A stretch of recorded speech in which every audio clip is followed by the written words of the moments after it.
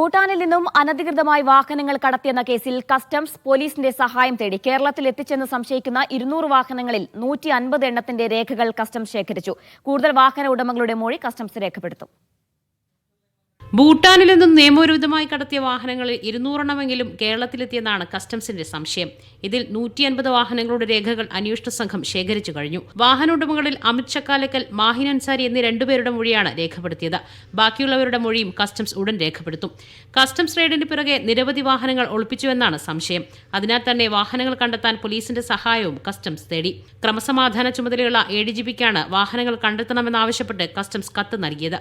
വാഹനങ്ങൾ കൈമാറിയെന്ന് കരുതുന്ന ഏജന്റുമാരെ കുറിച്ചുള്ള കൂടുതൽ വിവരങ്ങളും കസ്റ്റംസ് ശേഖരിക്കുന്നുണ്ട്. ഏജന്റുമാർ കബളിപ്പിച്ചതോടെ കാർ വാങ്ങിയതിൽ 24 ലക്ഷത്തിന്റെ നഷ്ടം തനിക്കുണ്ടായെന്ന് കഴിഞ്ഞ ദിവസം മാഹിൻ അൻസാരി അന്വേഷണ സംഘത്തിന് മൊഴി നൽകി. ഇദ്ദേഹത്തിന്റെ ലാൻഡ് ക്രൂയിസർ രജിസ്റ്റർ ചെയ്തിരിക്കുന്നത് അരുണാചൽ പ്രദേശിലെ നംഷായി RT ഓഫീസിലാണ്. അരുണാചൽ കസ്റ്റംസ് ഉദ്യോഗസ്ഥരിൽ നിന്ന് അന്വേഷണ സംഘം കൂടുതൽ വിവരങ്ങൾ തേടിയിട്ടുണ്ട്.